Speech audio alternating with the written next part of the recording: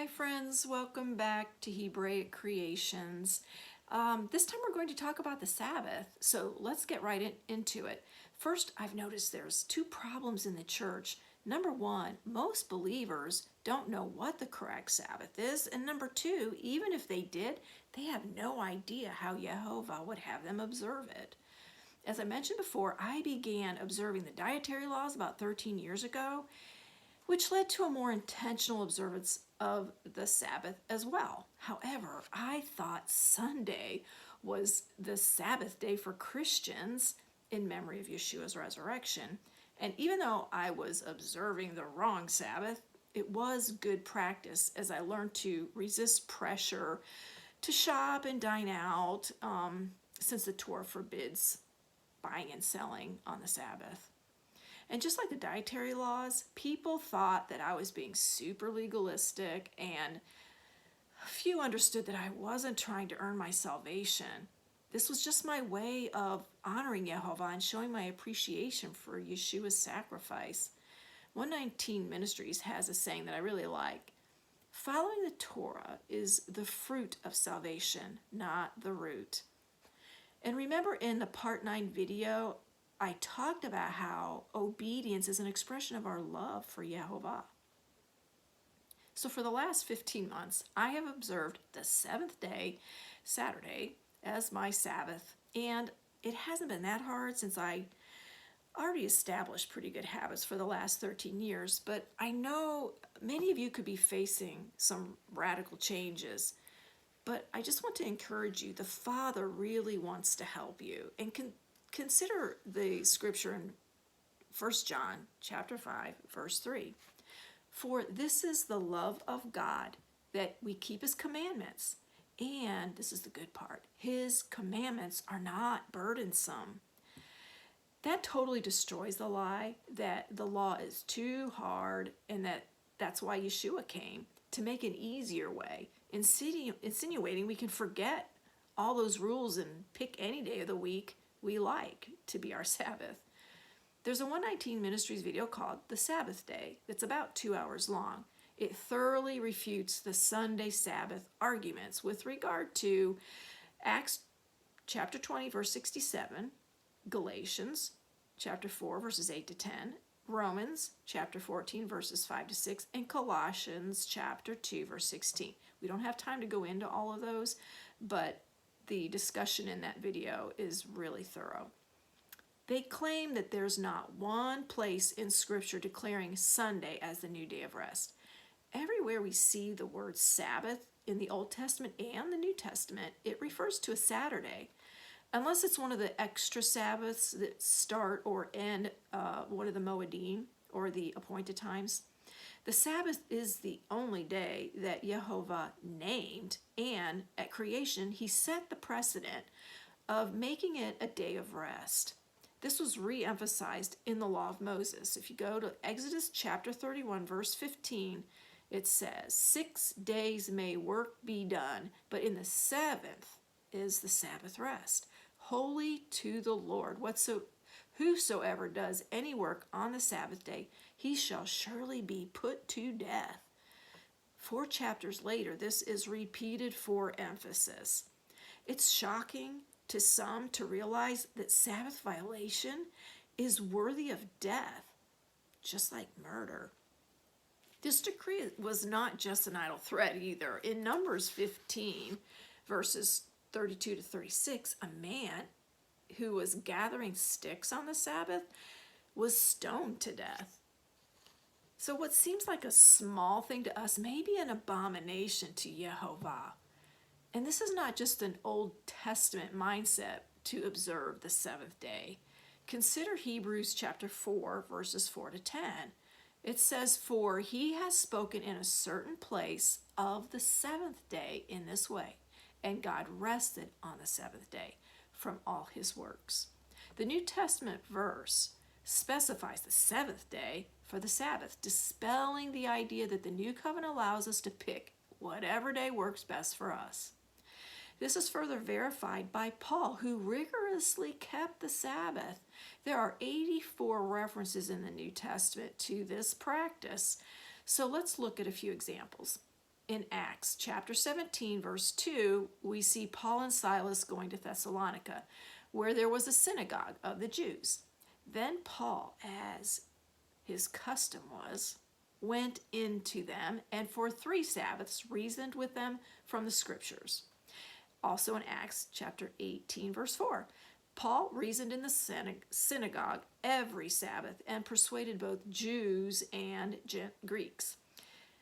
There's a school of thought that states Sunday is for Christians and Saturday is for the Jews.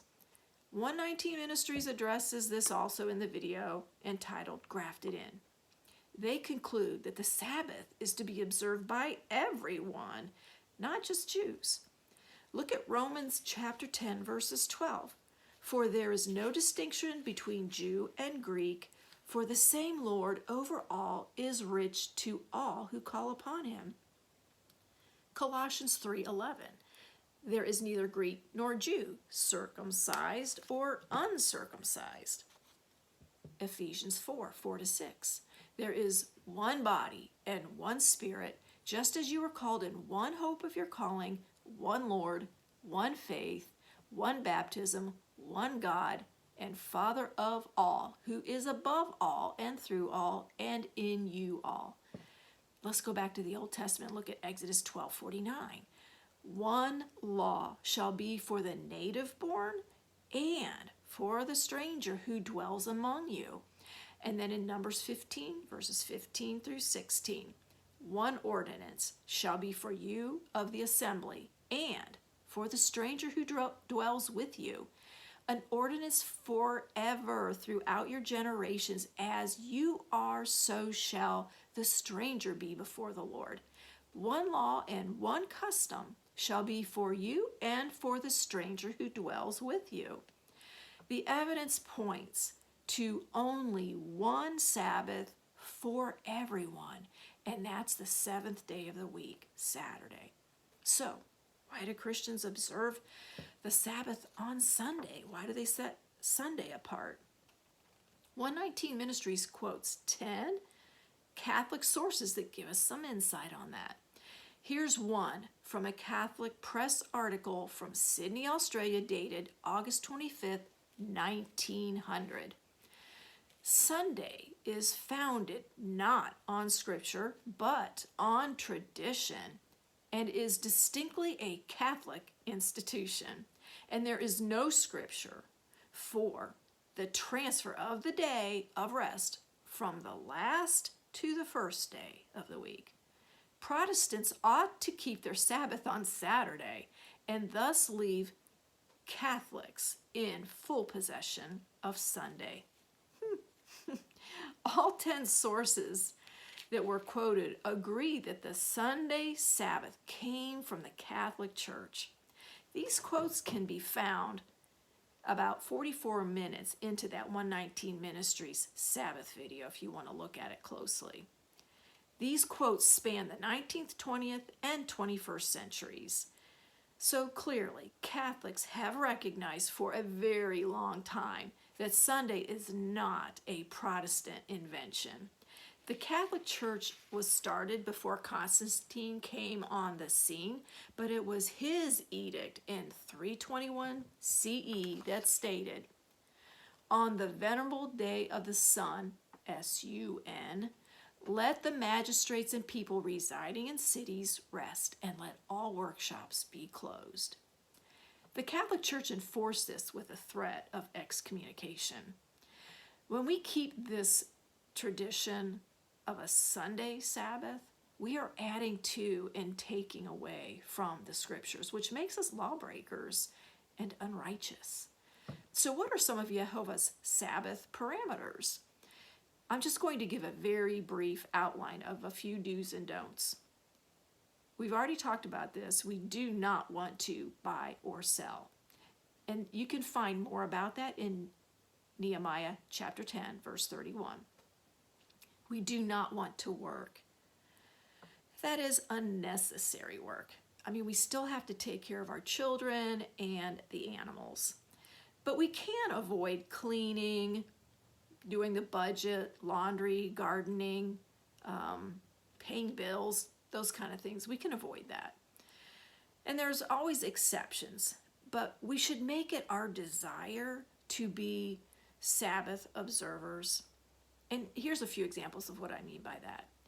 For example, if you work in emergency services on a Saturday, maybe you could pray for a rotating shift and observe the Sabbath on Saturday as often as you possibly can. Or if perhaps overtime is available and you have the option whether to take it or not, just don't take it, even if the double pay is very enticing. These are some things you can do. Keep the day set apart and special with Bible study, reading, some worship time, and fellowship. Also, you can rest. Everybody can do that. We can sleep in, take naps. And another thing we can do is help neighbors in need or people that have some issues or some desperate needs. There's a few other 119 ministry videos about the Sabbath that you might find helpful. The first one is No Pleasure on the Sabbath, or the Hebrew root of Sabbath, or the timing of the Sabbath. Those 3 videos are online. Next time, we're going to talk about the most unusual Torah commandment ever. At least I think so. It shows up in the New Testament, but Greek mistranslations have kept it hidden in plain sight. So stay tuned. Shalom.